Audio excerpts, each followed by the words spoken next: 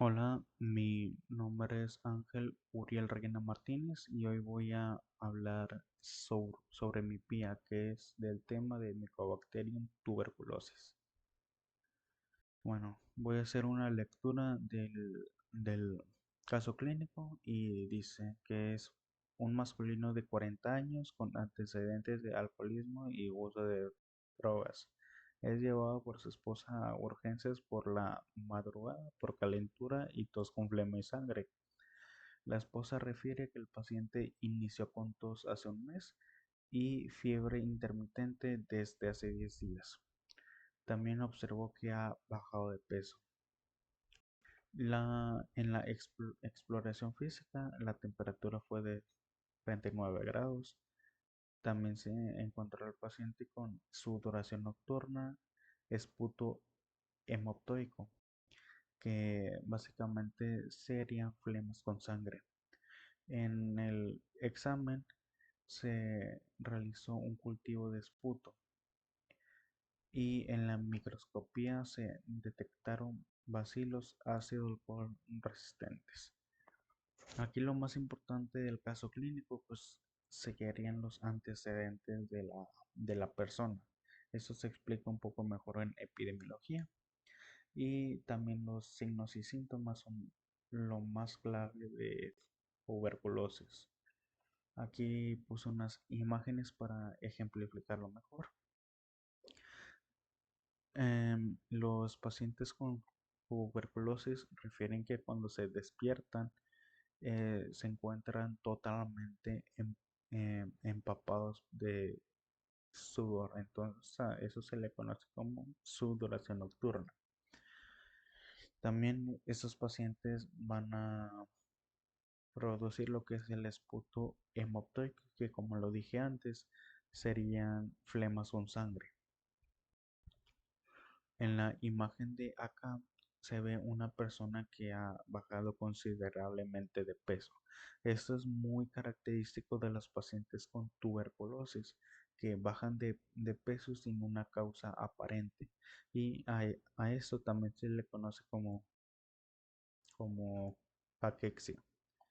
Y aquí en la imagen de arriba se observa lo que es los bacilos ácido alcohol resistente, que es lo característico de las micobacterias. Y básicamente eso sería lo más importante del caso clínico para poder diagnosticar Mycobacterium tuberculosis. Voy a hablar sobre la epidemiología. Em, Según el Murray, el reservorio natural más importante de la bacteria es el ser humano. Y esta bacteria se contagia más que nada por el contacto entre una persona eh, sana y una enferma. Es por un estrecho contacto. Es decir, cuando pues, las dos personas están muy cerca, la persona enferma pues cuando tose o cuando habla suelta partículas con bacterias y pues la persona sana va a inhalar el aire contaminado y ahí es cuando se contagia con la bacteria. Y unos datos epidemiológicos es que según la Organización Mundial de la Salud, en el año de 2021 se registraron alrededor de 1.6 millones de muertes por tuberculosis y es por ello que se le considera como la decimotercer causa que es la decimotercer causa de muerte en el mundo. Otros datos es que los países con mayor incidencia de tuberculosis son en países como India, Pakistán, China, algunas partes de África y también en Europa del Este. Las personas con mayor predisposición a tener tuberculosis son aquellas personas que no tienen casa, aquellas personas que son alcohólicas, drogadictas, en pacientes reclusos, que son los encarcelados, y también en pacientes inmunocomprometidos. Y es muy importante también decir que esta bacteria pues se caracteriza por tener unos síntomas mm, crónicos, es decir, que no se quitan rápido y en los pacientes que tengan Mycobacterium tuberculosis multiresistente, si no se le da un buen tratamiento, esta persona puede ser un foco de infección a largo tiempo. Pues voy a continuar con el apartado de patogenia e inmunidad. Pues básicamente esta bacteria va a ser una bacteria intracelular.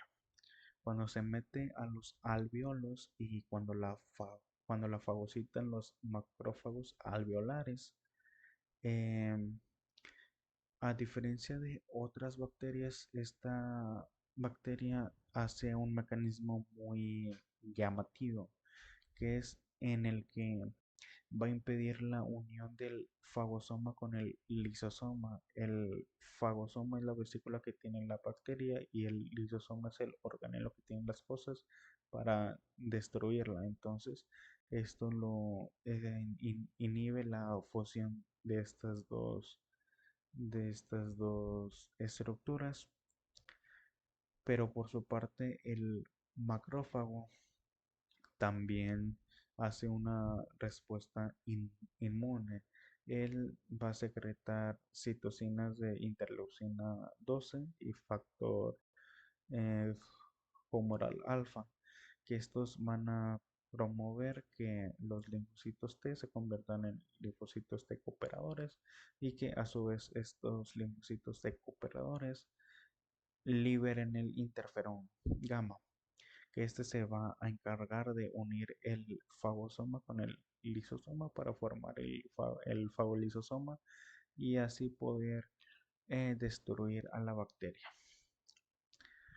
Em, ya en el apartado de diagnóstico, bueno, el diagnóstico más como que más famoso es aquel diagnóstico que es prueba cutánea de, de la tuberculina.